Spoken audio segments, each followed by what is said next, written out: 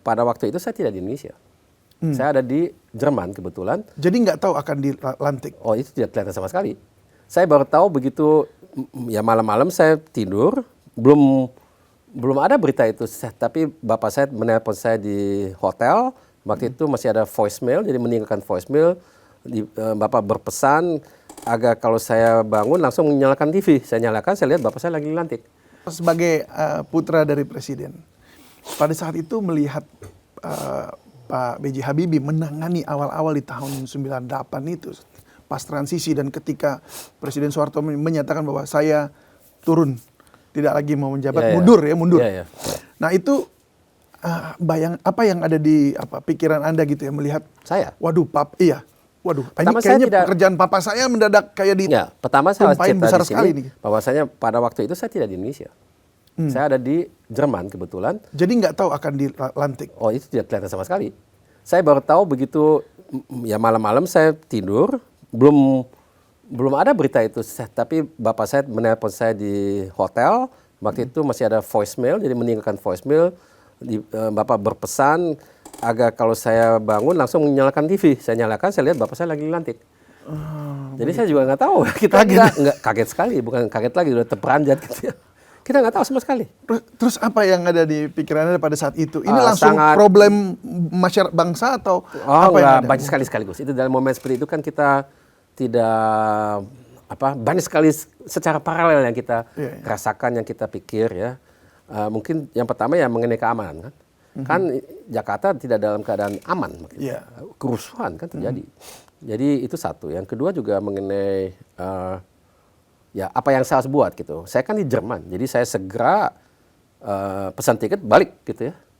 Karena saya waktu itu tidak banyak komunikasi dengan bapak. Bapak kan lagi dilantik. Jadi saya langsung balik. Karena saya waktu itu kerja sebagai direksi atau belum direksi, kepala divisi dari PT IPTN yang dulu Nutanio, lagi ada diskusi negosiasi dengan partner kita di satu air show di Berlin di Jerman. Ya. Jadi memang tugas saya dan tidak ada yang tahu bahwa itu akan terjadi kan. Jadi nggak ada tanda-tanda. Ya itu kan terjadi dalam waktu relatif singkat. Gitu. Langsung pulang itu, langsung terbang. Saya begitu tahu itu saya langsung pulang. Saya udah pamit dengan saya punya mitra, saya langsung pulang. Ke istana langsung? Saya dijemput dari airport langsung ke istana. Ya. Waktu saat ketemu pertama kali dengan Bapak, pada saat itu apakah Bapak dalam Bapak lagi sibuk? Lagi sibuk sekali? Lagi sibuk sekali, udah saya nggak bisa bicara. Tapi sempat nggak ngobrol secara personal dalam artian begini, beliau mungkin tanya, kamu ada masukan apa enggak? Gitu. Nah, seperti itu. Bapak terlalu sibuk. Nggak ada. Itu Bapak terlalu sibuk dengan mengendalikan situasinya. Jadi nggak minta pendapat keluarga gitu, enggak lah. Nggak ada sama sekali. Nggak ada pada itu. Jadi keluarga hanya berperan di sisi mendukung Bapak sebagai mendukung presiden secara gitu. Ya sebagai keluarga. Dan juga ya membuat hidupnya Bapak tenang ya. Tapi Bapak memang dalam hal menyelesaikan masalah ya terutama harus kerja dengan kabinet ya dan juga dengan orang DPR dan sebagainya ya. Kita kan bukan orang politik gitu ya. Jadi kita tidak banyak, mungkin kadang kalau ada waktu yang tenang gitu bisa saja kita diskusi, tapi itu bukan hal yang sering terjadi gitu ya. Pada saat itu situasi dengan Ibunda mungkin ya, apakah ada, maksudnya juga jadi berjarak begitu karena susah tidak ketemu lagi lama karena harus dengan kabinet gitu, atau banyak Ibunda menemani Bapak? Ibu nggak pernah menemani Bapak ke kabinet. Itu jelas nggak, bukan tugasnya. Tapi kadang mungkin ketemu, tapi bukan soal harus duduk di situ juga di samping Bapak sambil ada rapat kabinet, ya enggak. Kan harus pada tempatnya gitu ya. Tapi tentu di antara mereka berdua kan Bapak tiap malam juga tidur di rumah ya, pasti mereka ngobrol. Pasti ngobrol ya. Saya nggak tahu apa yang mereka ngobrol, saya cuma tahu belakangan ada hal-hal misalnya yang kita juga lihat di film gitu ya. Tapi dari yang saya tahu, saya kan sangat kenal hubungan di antara Bapak dan Ibu ya. Mereka memang kayak dia banyak share pendapat gitu ya, dan Ibu itu orang yang memberi pendapatnya langsung kepada Bapak. Tapi nggak di depan anak. Jadi kalau mereka berdua gitu ya. Jadi bukan kita diskusi secara kelompok gitu ya. Bapak, Ibu, adik saya dan istri masing-masing, bukan seperti itu. Oke. Jadi Pak Ilham tidak pernah dapat bocoran apapun, langkah-langkah apapun yang akan diambil oleh Presiden pada saat itu untuk pada saat itu menangani tidak. kasus itu? Tidak. Enggak ya? Pada saat itu ya. Belakangan iya, tapi bukan, ini pertanyaannya tahun 98 Iya, bulan Mei betul. ya. Tidak. Tidak sama sekali Sama ya? sekali enggak. Wow. Nah kalau kita bergeser ke 17 Agustusannya sekarang ya, perayaannya. Awal-awal 98 ini kan tegang ya berarti. Nah saat itu apa yang ada di, juga mungkin dalam pemikiran atau situasi hatinya Pak Ilham melihat sosok Bapak memimpin lalu Anda sendiri tahu bahwa situasi belum sebaik itu karena baru 3 bulan kan. Seperti apa tuh keadaan? Nah kalau kita lihat istana, itu kalau menurut saya sih seperti satu oasis ya. Karena dia kan tenang. Iya. Tenang, dan suasananya juga tidak dirasakan ada apa namanya ya, ada misalnya kalau ada kerusuhan di luar itu tidak dirasakan dalam istana gitu ya, karena kan juga diproteksi gitu ya. Jadi buat saya itu, karena saya sebelum saya ikut di upacara yang dipimpin oleh Bapak langsung, saya sudah berkali-kali ikut tentunya. Ya, dengan Pak Harto. Sebelumnya ya. Nggak bisa dihitung, udah sering sekali gitu ya. Nggak tiap tahun tapi sering banget. Jadi saya kenal itu, tapi kali ini Bapak yang jadi pimpinan itu aja. Itu dia. Perbedaannya di situ. Dan satu lagi, memang ada tradisi dulu itu yang kita teruskan dari Pak Harto. Satu malam sebelum perayaan 17 Agustus, kita bermalam di istana. Di Istana Merdeka itu. Ada 2 sayap, dan kalau kita membayangkan, kita melihat tribunnya itu, kirinya itu ada satu sayap, nggak tahu apa masih ada seperti itu atau tidak, tapi itu adalah ada ruang tidur di situ. Ya kita tidur di situ. Oh begitu. Jadi Ya, saat tapi itu cuma satu seluruh malam. keluarga satu malam. Satu keluarga. Tapi hanya untuk meneruskan tradisi. Tapi ada aspek praktisnya, karena pagi-pagi nggak usah bangun pagi banget, udah di situ. Oh iya. Jadi nggak repot. Mandi langsung ke podium. Gitu. Praktis. Oke, jadi kalau Anda katakan tadi istana itu seperti oasis begitu ya, tenang. Kalau menurut saya sih seperti tenang. itu. Jadi memang tidak ada ketegangan apapun ya pada saat tegang itu. mungkin secara internal gitu ya, tapi suasana umum nggak terlalu. Tapi Anda memantau media kan ya, situasi apa mungkin aksi itu demonstrasi. Oh iya, kalau media sih karena memang media kan baru waktu itu kan mungkin menikmati kebebasan yang baru itu ya. Jadi Bapak memang sering dihujat, ya, jelas itu. Dan Bapak kan sangat tahan banting. Oh, tahan banting. Sangat tahan banting. Tapi keluarga Anda sebagai anak bagaimana? Ya, saya tidak mungkin. Wah, Bapak saya nggak begini, tapi dihujat terus gitu. Tapi kita harus tahan banting juga. Kita ya gimana? Masa kita membuat keadaannya lebih sulit gitu ya, menambah kesulitan. Buat apa? Kita mendingan diam aja. Kalau kita punya emosi ya kita harus tahan sendiri gitu ya. Jangan kita menambah, kita menyatakan secara belak-belakan karena semua, oh itu saya tidak suka ini itu, jangan. Kita nggak usah ikut itu. Kalaupun kita tidak senang ya internal aja, tapi nggak usah kita nambah. Sudah banyak yang ikut-ikutan ya udahlah. Oh jadi tidak bijaksana itu menurut saya. Tidak perlu. Kompak itu berarti ya, seru ya. Maksudnya tenang, setenang itu juga. Iya, itu mungkin didikan ya. Karena Bapak tidak pernah minta seperti itu, tapi kita otomatis seperti itu. Baik, lalu kalau kita bergeser ke tahun 99 ya, perayaan 17 Agustus tahun 1999, itu situasinya tentu berbeda dengan 98. 98. Karena sudah ada banyak pengalaman, situasinya sudah lebih terkendali, ekonominya masih tidak baik, tapi sudah jauh lebih baik daripada tahun 98. Betul. Gitu ya. Jadi sudah menguat lagi ya. Iya, sudah. Ya, itu memang kelihatan.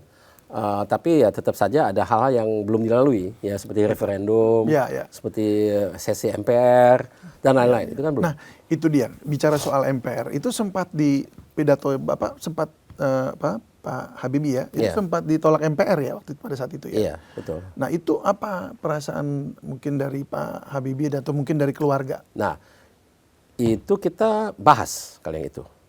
Jadi kita semua nonton rame-rame. Dan ya memang waktu itu Bapak bertanya kepada keluarga bagaimana pendapat kita, ya. Dan kita semuanya punya mendukung sikap Bapak untuk tidak mau terus. Biarpun itu tidak harus kan, secara konstitusional Bapak tidak punya kewajiban untuk tidak terus boleh ikut Pilpresnya kan dulu masih zaman dengan cara yang lama kan melalui MPR. Sebenarnya tidak perlu, ini kan cuman kayak ya polling gitu ya. Ya. Tapi tidak menyatakan kalau kita tidak lolos polling nggak boleh. Ya nggak ada itu. Itu kan tidak. Tapi Bapak merasakan punya apa ya? Ini situasinya tidak kurang baik untuk Bapak terus gitu sebagai presiden ya. Dan Bapak secara spontan bertanya kepada kita, bagaimana pendapat kita mendukung itu semuanya. Bertanya setelah pidato atau sebelum? Ya setelah lah. Setelah justru ya. Kita kan nonton gitu. Iya, iya, iya. Tapi kan keputusan itu diambil sebelum berarti kan harus biasanya. Bukan. Oh, enggak, Setelah. terbalik. Jadi Jadi gini, situasinya Bapak gimana? kasih pidato, ditolak. Ya. Ya pertanyaan itu mau mendukung Bapak tidak terus atau tidak kan setelah ditolak dong. Oke. Oke? Ya. Jadi setelah ya kita nonton kan setelah itu kan Bapak pulang kita nonton lagi terus ya Bapak tanya kepada kita gitu. Oke. Nah, setelah itu kan apa namanya? Upacara kemerdekaan lagi ya. Bukan. Terakhir posisinya kan tanggal Kita bicara tahun 99 bulan 99. Oktober. Iya. Oh, Upacara Oktober kemerdekaan ya. itu kan bulan Agustus. Oke, oke. Oh, saya agak terbalik nih tanggalnya. Ya. Oke, itu Agustus kan kemerdekaannya. Tapi Iya. biasanya kan kalau laporan dari presiden kan 16 Agustus. Tapi ini itu bukan itu kan kepada kepada MPR ya. ya ini kepada MPR Ya, di mana Oktober. disebut sebagai pidato pertanggungjawaban atau apa gitu ya. Ya, Sehingga itu dinyatakan mendukung atau tidak. Tapi itu buat saya sifatnya lebih kayak polling. Lebih kayak polling ya. Bukanlah mengikat seseorang untuk boleh atau tidak boleh ikut atau melanjutkan dia punya kandidatur sebagai calon presiden. Itu bukan terkait dengan itu. Tapi ya Bapak memutuskan untuk tidak terus berdasarkan polling itu sebetulnya atau keputusan itu. Bukan keputusan. Penolakan. Penolakan dari MPR itu. Iya, betul. Jadi akhirnya mengambil keputusan tersebut. Betul sekali. Dan kita tentunya ditanya setelah ada keputusan kan. Iya, tapi Iya. sempat ada ini nggak? Kenapa nggak terus aja sih Pak? Gitu. Ya. Nggak ada. Nggak ada. Oke. Kita mendukung pendapat Bapak untuk tidak terus. Baik, padahal saat itu soalnya bagus ekonomi. Cuma paling hanya yang memang yang orang Iya. lihat itu dari referendumnya Timur yang dikatakan ini kenapa kok dilepas oleh Iya. Pak Habibie? Kali itu ya? lain cerita. Ya itu lain cerita nanti. Lain cerita itu. Tapi kita di sesi berikutnya. Bukan dilepas, tapi kita kan dilepas setelah ada referendum kan. Referendum itu kan diberikan kepada rakyat di Timor Leste untuk memutuskan kita ini mau terus sebagai satu negara bangsa. Sekali kita putuskan itu, kalau kita iya nggak usah ribut lagi, tapi kalau tidak kita berpisah sebagai teman. Udah. Karena kalau kita terus seperti itu, kita nggak baik untuk semuanya gitu ya. Itu keputusan Bapak. Ya, Nah itu saya tanya kepada Bapak. Saya bilang, Pak, kenapa begini? Kenapa nggak nanti aja? Kenapa harus sekarang? Bapak bilang sama saya, Ham, kalau saya tidak lakukan itu, percaya sama saya. Nggak ada satupun presiden yang berani. Sekarang, once for all. Karena ya itu saya kutip Bapak ya. Bapak menyatakan ke saya, Ilham, kalau saya tidak lakukan itu, percaya sama saya, tidak ada yang akan berani. Dah. Ya kita percaya atau enggak ya itu yang dikatakan Bapak. ya. Jadi buat kita ya, tentu kita di sini ada dua pihak ya. Bisa menolak, bisa mendukung. Tapi satu hal, saya mengerti dua-duanya gitu ya. Ada alasan. Alasan yang menolak itu adalah misalnya kita keluarga, suami, adik, anak mati dalam sengketa dalam dengan tim les gitu ya. Mereka emosional, saya ngerti lah. Ya. Iya sih. Di lain pihak, kalau kita secara konstitusional, kita ini negara yang tercipta karena kita berjuang melawan kolonialisme. Jadi kita menolak keras kolonialisme. Ya kita harus akui NKRI kita ini terdefinisi dalam batasan Hindia Belanda. Timor Leste tidak masuk. Bukan Hindia Belanda dia tuh, dari dulu Portugal. Jadi bagaimana berargumentasi depan PBB nggak bisa. Ya, jadi susah. Jadi tapi kalau dia mau gabung ya boleh, tapi ya referendum. Ya itu aja. Itu kalau menurut saya sih itu memang keputusan yang pahit gitu ya, atau yang keras, konsekuensi yang pahit, tapi in the long run lebih bagus buat semua. Lebih bagus. Kita juga sekarang ini hubungan dengan Timor Leste bagus sekali. Ya. nggak ada masalah kita menjadi poster boy gitu ya dari wah ini harusnya kayak Indonesia gitu ya, bagus itu.